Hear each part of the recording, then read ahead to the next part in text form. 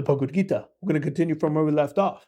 In this video, we're going to talk about chapter 6, Dhyana Yoga, the yoga of meditation. This is probably one of the most practical chapters in all the Bhagavad Gita because Sri Krishna just kind of lists out how to meditate. Translations from this book is going to be directly on screen.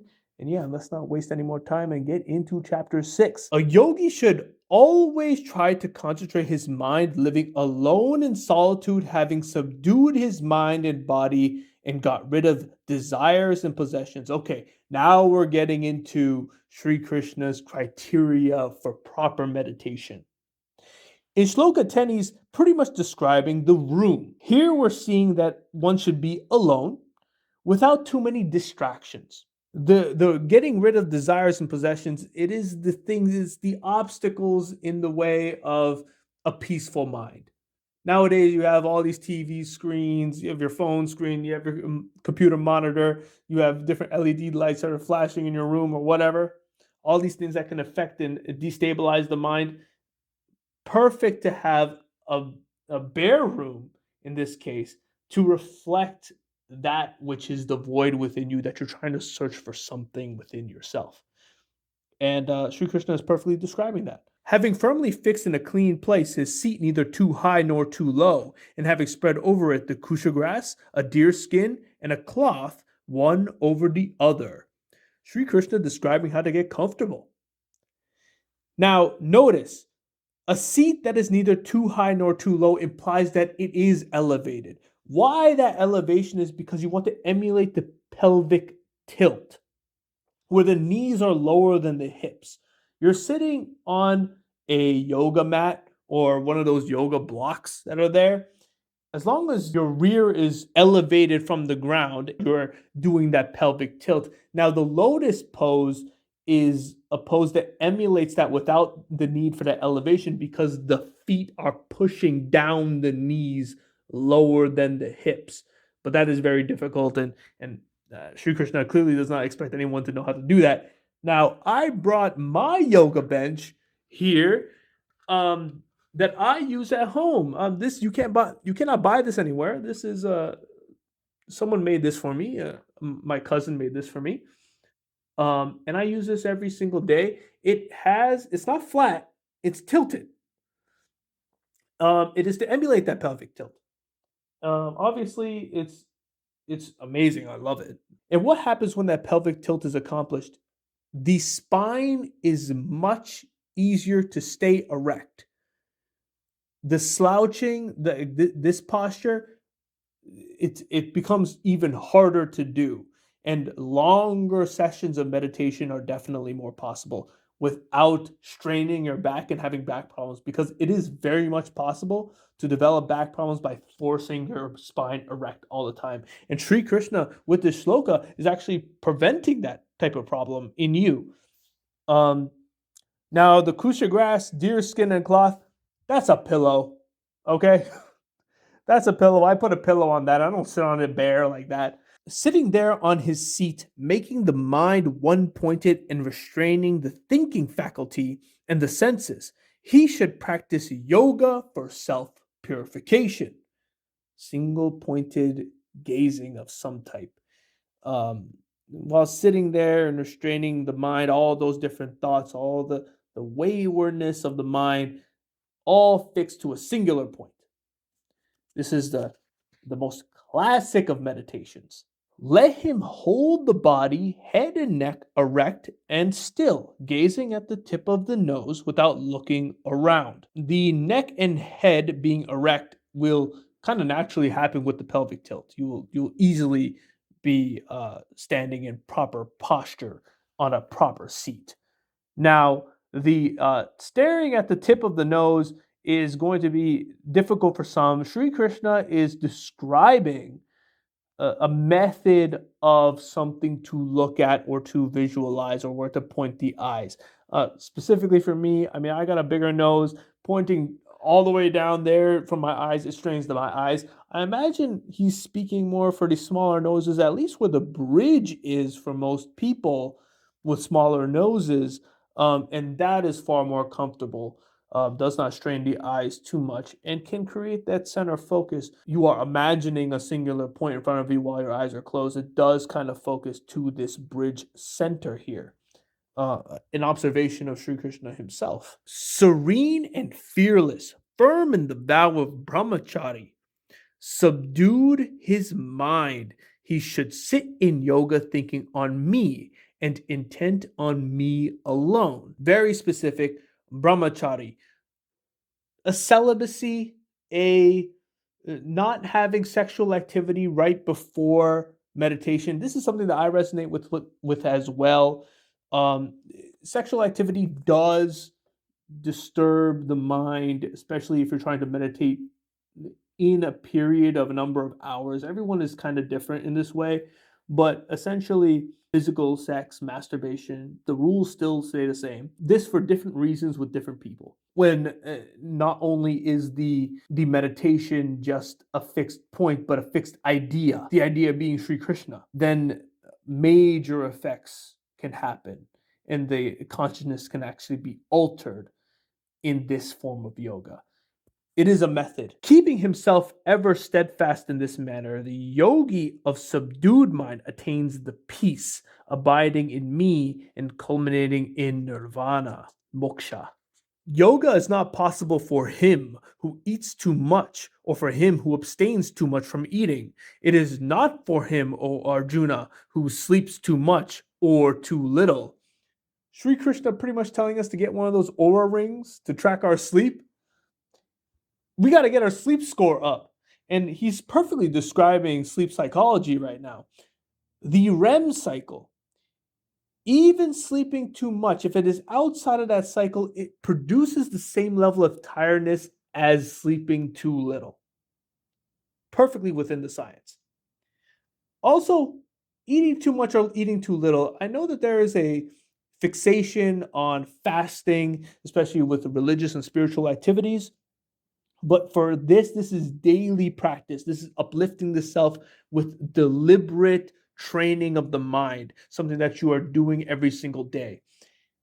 You should be comfortable, and Sri Krishna perfectly knows that. For him who is moderate in eating and recreation, temperate in his actions, who is regulated in sleep and wakefulness, yoga becomes the destroyer of pain. Sri Krishna is not saying anything crazy.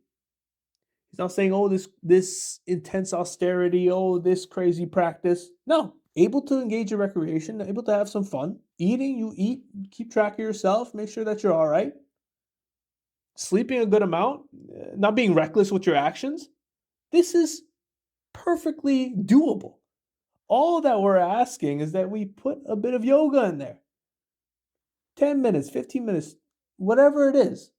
To fit that in your day, what happens? Destroying all that pain. So practical, so available to all people. It makes no sense to me how a lot of this culture became, oh, we need this next extreme thing. We need this type of pill, but in a yoga practice, so that we can really jolt the system. I've talked to like a masseuse one time, and they're like, oh yeah, people want deep tissue massages, and they're like, I want the most deep pressure. I want to feel the pain. And so because the pain is signaling to me that things are working and all these other things, it's like, I mean, hardly anyone benefits from that.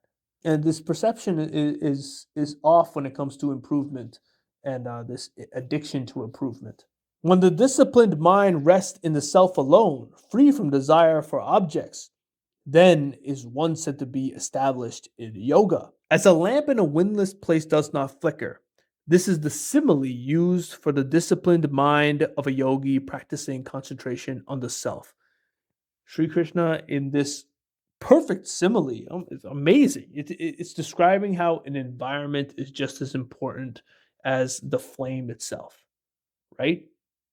You can have the oil, you can have the wick, you can have all the ingredients there to make a good fire. But if the environment is too turbulent, how can that fire last?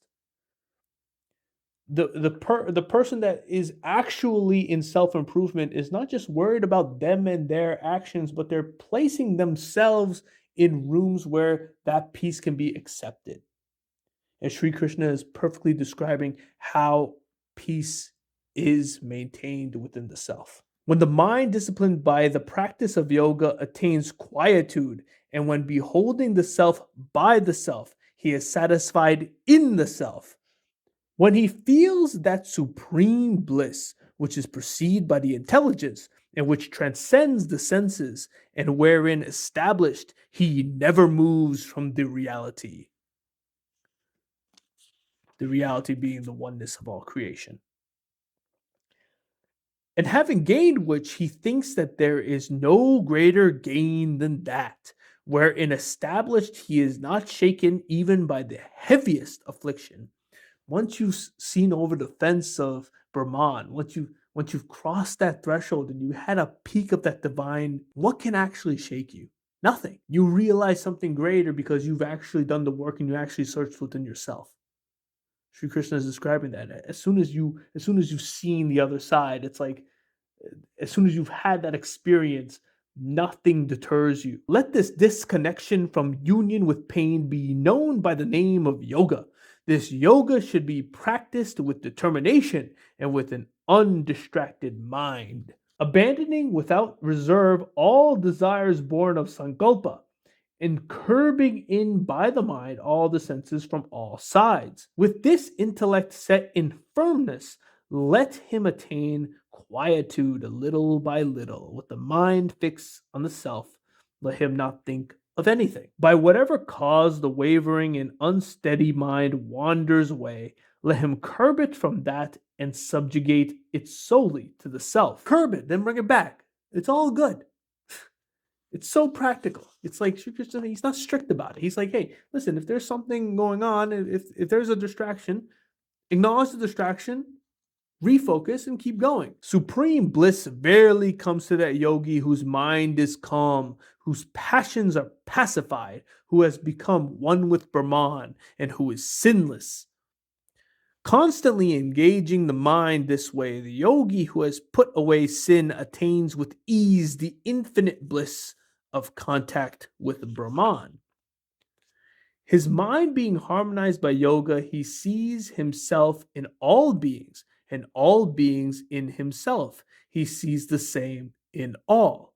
He who sees me everywhere and sees all in me, he never becomes lost to me, nor do I become lost to him. Is so Sri Krishna describing something so beautiful that once something is realized, how can it ever be lost? Truly. Once you've really peaked past that point, you can't go back. You can't go back to who you were. Things change. Your life has changed. You've engaged in that yoga. You've looked deeply within yourself and you saw it, and that spark happened. After that, everything becomes different. And when that everything becomes different, you see Sri Krishna, you see the Supreme, you see your Ishtadevata, whatever it is to you. You see it everywhere. There's no going back after that. And it's beautiful. He who is established in oneness worships me, abiding in all beings, and that yogi lives in me, whatever may be his mode of living.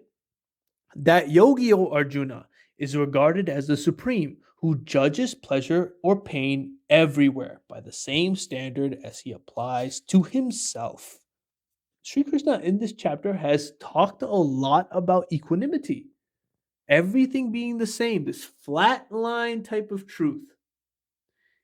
And notice that Sri Krishna, again, is just spitting facts. He's just saying things how it is. When someone really understands Brahman, what is the actual consequence of that? He's describing it perfectly. Arjuna is not there yet. Clearly, he's not there yet. He's in this dilemma. We got a lot more book to go through. So he's clearly not directly saying, hey, Arjuna, you have to adopt this way of thinking. He's just saying, hey, listen, the ultimate truth, this is what it is. Philosophically, what does that mean for you and how you should treat everything around you? Just on pure logic. Sri Krishna just spitting facts. That doesn't mean you have to adopt it immediately. I'm giving you all this practicality around the ultimate truth. The confusion comes from when a reader thinks that, oh, I should adopt this now because Sri Krishna is saying it here. No. That's not what's going on. What's going on is just here's the situation, here's the logic, and here's the result. But I'm just giving you that as an equation. That's how things equal out. You're not at the opposite end of that equal sign yet. But I'm showing you the answer. Now, Arjuna says, this yoga of equanimity taught by you, O Madhusudana, I do not see any stability for it because of restlessness. The mind verily is, O Krishna, restless, turbulent, strong, and obstinate. I deem it as hard to control as the wind. Arjuna is making the most common observation about meditation. I talk to so many people, they say the same thing about meditation. I can't do it, I can't do it, I can't do it. It's too hard, I'm sitting still, and it's boring, and this and that. What is Sri Krishna's response to this? Doubtless, almighty armed, the mind is restless and hard to control, but by practice and non-attachment, O son of Kunti, it can be controlled.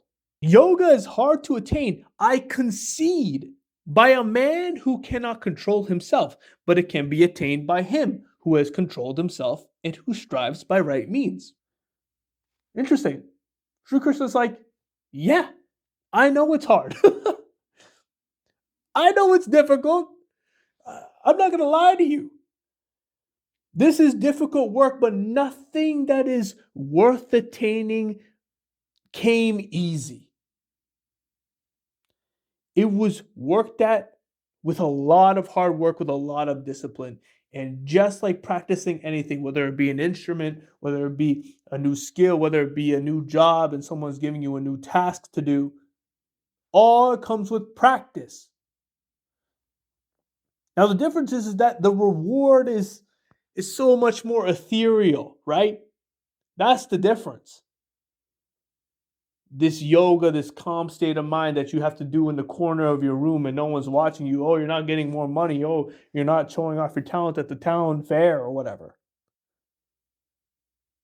That's the difference. But the method and how the brain learns and the discipline that is required is all the same. But as Sri Krishna is constantly saying, the reward is so much greater than anything that you can show off. The reward is so much better than all the money that you could ever attain. It is freedom from all pain and suffering. If that's the case, meditation should be freaking hard. Why do I constantly say that the Bhagavad Gita is like a manual for your life? Because it's so easy to follow. It's so easy to follow, especially when you have a philosophical backbone. When you have discernment in your mind and you're able to read these things and not be distracted too much by one line over another line, you're able to get the consensus and take the best out of everything and apply it to yourself in a way that actually makes you do things, that actually makes you train yourself to be a better person, that actually makes you go out there and do your dharma. And we cannot ask for anything more, anything less than that. This is the Hindu Conceptualist, signing out.